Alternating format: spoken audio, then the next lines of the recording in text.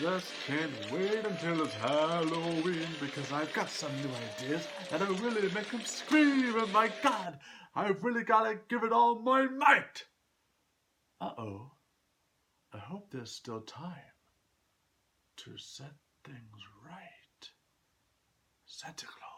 Nightmare Before Christmas, directed by Henry Selick and produced by Tim Burton, and yeah. So, Jack Skellington, the Pumpkin King, singing voice performed by Danny Elfman, and then the talking part of him is performed by Chris Sarandon, who is in Child's Play as the detective, and then also in Fright Night as the vampire. Every year, Halloween, and even from the day after, they plan this holiday event, and because it's in Halloween Town, and he gets tired of the same old scares and lifestyle, and being just so admired from everyone in town, he never has time to himself really. And so he embarks on this set of trees in the woods that happen to have like different seasons, like with Christmas, Easter, Valentine's, or whatever. And he sees this new world where he tries to make Christmas his own, and along with that, he kind of terrorizes the world with his little gifts that aren't really considered normal. And it's really funny. It's one of my favorites growing up as a kid, and I really loved how you can watch it both holidays through Christmas and Halloween. Tim Burton, he helped produce this film, which it has his name all over it. It has his style and everything with the gothic darkness of the animation, and its stop motion, which took years to process, and it was in production forever. But ever since I was a kid, I thought he directed it because it has his stamp basically. I guess that's pretty bad for the director. Like, no one really thinks of him. It has a really great voice cast. You're joking!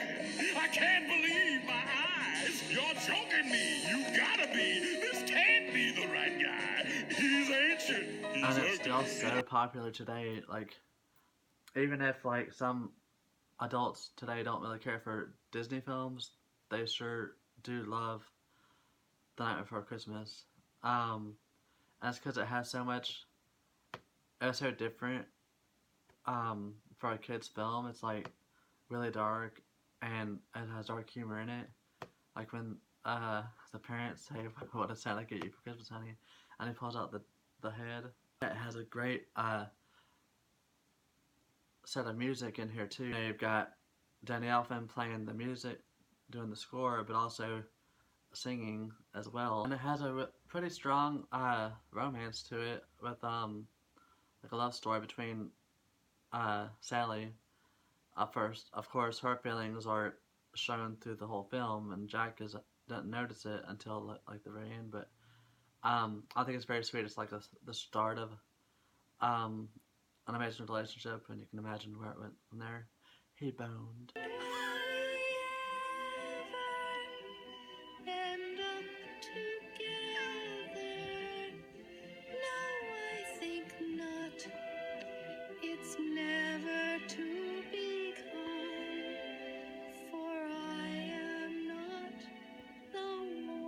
Since there's something in the wind that feels like tragedies at hand. Although I'd like to join the crowd. Instead of just drawing it in like a regular cartoon, they'd make these models of the characters, and they had to make every emotion. They'd have to put a different head on it and take it off for the scene.